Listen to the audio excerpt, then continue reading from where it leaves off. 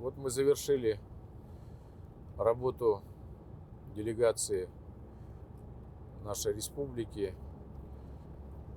по поручению главы нашей республики Арсения Сергеевича Николаева. Делегация выезжала для работы в Донецкую Народную Республику. Мы поехали туда с целью оказания гуманитарной помощи жителям Донецкой Народной Республики и для начала работы по подготовке соглашения о сотрудничестве между ДНР и Республикой Саха-Якутия. Мы, конечно, понимаем, что сегодня этот вопрос о успешном завершении специальной военной операции, денацификации и демилитаризации Украины является главным не только в повестке нашей страны, но и является главным в повестке всей мировой политики. Наша делегация в составе 7 человек была на территории Донецкой Народной Республики, работала там 2 дня. В состав делегации, кроме меня, входил министр внешних связей Кириллин Гаврил Витальевич, заместитель председателя Государственного собрания нашей республики Губарев Виктор Николаевич, председатель Общественной палаты республики Бугаев Николай Дмитриевич и мой помощник Федоров Григорий Равильевич. Также вместе с нами работали группа наших представителей средств массовой информации, заместитель генерального директора Саха-Медиа Заболоцкий Сулустан и корреспондент этого агентства Борисов Николай и сотрудник национальной вещательной компании нашей якутской Джур Березкин. Но мы посетили город Донецк, встретились с исполняющим обязанности председателя правительства Переверзевой Татьяной Викторовной, министром финансов и экономики, советником главы ДНР, с заместителем министра иностранных дел, министра промышленности. Провели переговоры и подписали коммюнике, на базе которого сегодня мы начнем подготовку соглашения о сотрудничестве между нашими республиками. Мы подписали коммюнике, и в нем мы закрепили свое намерение сотрудничать в торгово-экономической сфере, в научно-технической, в гуманитарной и в культурной. Я уверена, что это только первый шаг на пути к подписанию долгосрочного договора о сотрудничестве, о взаимной помощи и о нашей дальнейшей дружбе. На сегодняшний день Республика Саха-Якутия предлагает свою помощь в восстановлении нашей республики и тех территорий, которые присоединяются в результате освобождения территории, собственно говоря, Донецкой области от оккупировавших ее националистов. Также мы посетили Амбросевский район Донецкой республики, с которым уже несколько лет наша республика имеет сотрудничество. Туда выезжали представители нашей республики, начиная с 2014 года. В свое время Арсений Сергеевич, будучи мэром города Якутска, принимал активное участие в этой работе. Виктор Николаевич Губарев работал и посещал ДНР и этот район. И вот там сегодня в парке отдыха, который, в общем, находится не в самом лучшем состоянии, конечно, но ярким пятном сооружена детская площадка, на которой написано «От Республики Саха-Якутия». И это действительно, наверное, первый след вот в современной истории участия наших граждан в поддержке жизни в Донецкой Народной Республики в поддержке ее граждан. Мы встретились с главой этого района и договорились о том, что, наверное, будет правильно, если мы продолжим помогать Амбросиевскому району обустроить этот парк культуры и отдыха. Мне кажется, он сейчас очень и очень необходим всем, не только в Амбросиевке, но и во всех других населенных пунктах Донбасса, потому что начинается строительство мирной жизни. Мы очень благодарны тем первым шагам, которые есть. И очень приятно в это время чувствовать поддержку большой России в лице большой, сильной республики Саха. Поэтому мы очень благодарны, мы это очень чувствуем. Благодаря тем, как говорится, первым шагам, благодаря той детской площадке, которая у нас есть, которая радует сейчас наших деток, да, и благодаря усилению работы с республикой, это очень для нас полезно, продуктивно, и для нас это очень знаково в это непростое время, когда происходят боевые события. Наша республика восстанавливается в границах Донецкой Народной Республики, которая была в 2014 году на референдуме определена большинством населения Донецкой Народной Республики. И поэтому для нас это очень знаково и очень важно на этом этапе. Мы везде встречали благодарность за то, что наша далекая республика одна из первых включилась в работу по строительству мирной жизни на Донбассе. Мне кажется, что очень ярко это проявилось тогда, когда мы поехали в Волноваху с тем гуманитарным грузом, который вместе с нами приехал в Донецк. Впечатление от того, что мы увидели в Волновахе, они произвели на нас очень глубокое впечатление. И мы своими глазами увидели, что такое война и ее последствия. Картина тяжелая, разрушения очень большие. Но когда на площади перед администрацией собрались люди, узнав о том, что пришел гуманитарный груз, мы с ними поговорили. Был такой спонтанный большой разговор. Спасибо за все. У нас, как бы ни было тяжело, мы всегда говорим, у нас все хорошо. Слава Богу за все, мы остались живы. Дети наши живы, они были с нами, они перенесли это все, но мы вам благодарны. То, что у нас хотя бы есть какая-то возможность что-то им дать покушать.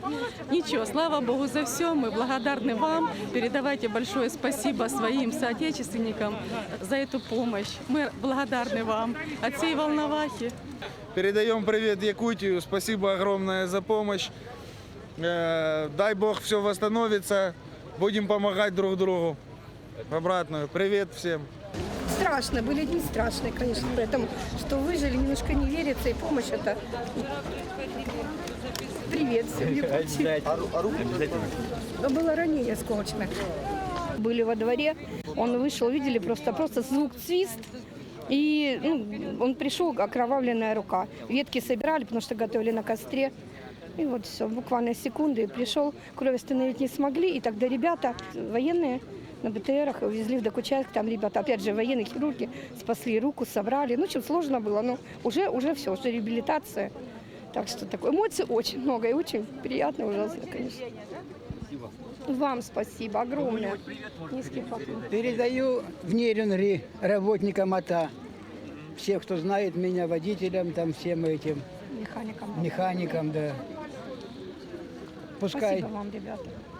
посмотрят, как мы остались без ничего. В чем выскочили под обстрелами, там в том и остались. Можно кому-то персонально? Оля Гакишеева, это моя близкая подруга, она живет там. И в 14 нам очень не помогли в свое время. Скучаем. Скучаем. По грибам, по ягодам, по друзьям. По местам по нашим, потому что там Как вроде на родине побывала. Удачи вам. Хочу передать привет. Соловьева Зинаида, Владимир, дочь Вика и сын Сергей. Я передаю вам привет. Скажите, пожалуйста, а где они живут? Поселок Таба. Мы увидели, конечно, усталых людей, переживших очень много за последние годы, но мы увидели в глазах жителей Волновахи надежду. И главное слово, которое я слышал, что самое страшное уже позади. Они подходили, благодарили нас, обнимали, целовали и говорили: спасибо вам большое, и все будет хорошо, потому что самое страшное для них позади. И я думаю, что это главное настроение, которое сегодня есть в Волновахе. Думаю, что такое же и у мариупольцев. Они видят, что Россия не только вооруженными силами помогает им, но и все российские регионы, все российские граждане включились в большую работу по восстановлению, по строительству мирной жизни на Донбассе. И это, наверное, самое главное сегодня для каждого из нас, для всех регионов нашей большой державы. Мы в Волновахе встречались, ездили в больницу. Мы встретились с главврачом и его докторами. На сегодняшний момент у нас работает 37 врачей, 87 медсестер, ну и остальной персонал там по восстановлению работали. Мы работаем и надеемся, что и будем работать. Хорошо. И дальше. Мальчики прошли двое и прострелили нам окна первого этажа, в котором были расположены палаты и операционное травматологического отделения, роддома, и постреляли на второй этаж, там где хирургические больные. Но они вообще хотели людей расстрелять, да? Ну, я не знаю, какой у них... Или почему просто они беспорядочно? Они прошли, пробили нам все окна, можно даже зайти показать. И потом зашли и узнали, живые ли мы или нет. Ну и вышли. Но они были немножко не в себе, скажем так. Я не знаю, это была нарко, алко или что у них там побудило на это. Доктора вынуждены были всех больных положить на пол, и самим тоже. Было много раненых, но они всех спасли. И вечером мы увидели, когда изнутри крыша в 3 местах пламя вырвалось. Что они там искали, я не знаю в детском отделении. Там все было под детскую тематику. Там были фотографии с мультфильмов, были все разрисовано было. Ну, вот сделали мы ремонт, то почему-то не понравилось здесь. Вот техника стояла и здесь, и возле пищеблока, но сейчас уже убрали, тут остались танки, которые были. Ну, единственным памятником детского отделения осталась детская площадка. Это дети, которые выздоравливали, немножко выходили сюда и начинали восстанавливаться после болезни. Сегодня больница восстанавливает свою работу. Вместо стекол пока полиэтиленовая пленка. Пытаются восстановить работу сохранившейся медицинской аппаратуры. Восстанавливают, пытаются генератор. И в гуманитарном грузе, который мы доставили в Волноваху, было и 4 генератора, и все эти генераторы в тот же день переданы в больницы. Я очень признателен Айсену Николаеву, всей делегации, всему якутскому народу за ту поддержку, которую оказали сегодня именно в этот трудный и очень значимый для нас час. Буквально сегодня мы разговаривали с главврачом о том, чтобы надо срочно нам дизель-генераторы. Говорю, пишите заявку, все делайте. Но тут вдруг, как чудо, как взошедшее солнце с востока подошло. И спасибо вам за гуманитарную помощь, которую раздали. За то, что дети уделили внимание детским нашим коллективам, которые в Доме творчества вы увидели программу. Да, стопудово. Здравствуйте. Здравствуйте. Федотов Андрей. Майор Тарасенко. Кое-что тут, что попросили, привезли. Вот с нами ваш легендарный человек Борис Алексеевич. Значит, немного тут организовали для медицины. Мы будем тоже продолжать это делать. Вот. Ну, сейчас поговорим еще что-то, если надо. Никто не сомневался. Давайте.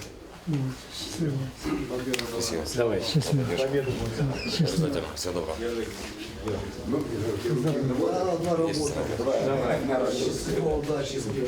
Сейчас, конечно, раненых очень много. И у нас, и в областной травматологии, областная травматология тоже она не успевает разгребать. И все не нуждаются в ургентных операциях. В принципе, мы умеем, знаем, но есть вещи, которых у нас нет. Мы можем в день делать 5-6 операций так, и больше. Но есть проблемы с аппаратом внешней фиксации, вы видели, да? Вот в одной Елизарова, да. То есть вот один человек прооперирован, там собрали, один нашли, а второй висит на утяжении, потому что нечем его прооперировать. Мы можем, знаем, как это сделать. Мы умеем работать. Помогите чем. Вакууматоры, ультразвуковые аппараты для очищения. Нет, вы знаете, вы напишите. Да, сейчас, если можно, меняемся телефонами. Спасибо огромное, что нас помните. Спасибо большое. Конечно, ну а как же, наша общая судьба. Освобождали мы Саханку, получается, и на Марике уже получил это ранение. Соответственно, за 8 лет, что я могу сказать? Насмотрелся на всякую дичь. Это по факту так оно есть. Я видел, как, семьи в колоссах были. Там и дети были, там и женщины были. А те видео, что я сам лично видел, когда вылаживали эти нацики, когда детей обучали стрелять с автоматов, с пулеметом, кричали, что русские это идиоты, его надо убить.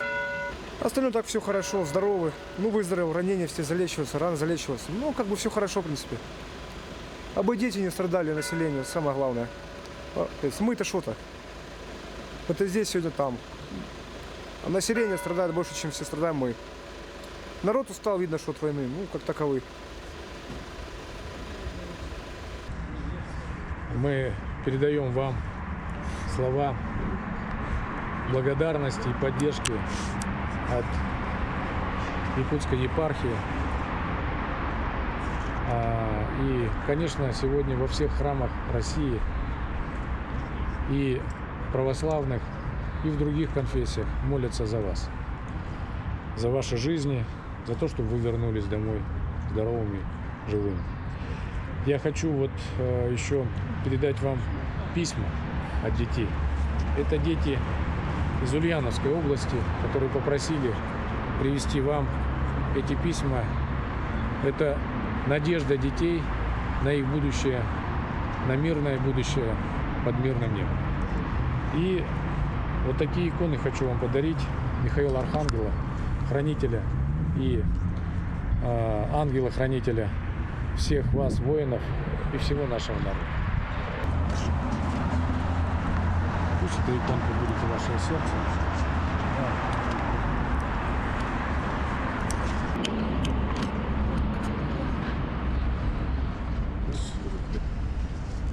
Привет передаю Сардане Трофимовой. Знаю даже здесь, в Донбассе. Да, видели победы, особенно на московском марафоне. У нас есть свой беговой клуб. Бегаем мы в Донецке. Здесь на стадионе Олимпийский. Да, и хорошо помним ее интервью, как она рассказывала, как бегает при 40-градусном морозе. Да, Сардана, держись. Все, мы лучшие. Несмотря на то, что вы якуты, мы все равно все русские. Я даже грек, это русский. Всего хорошего. Давайте, ребята.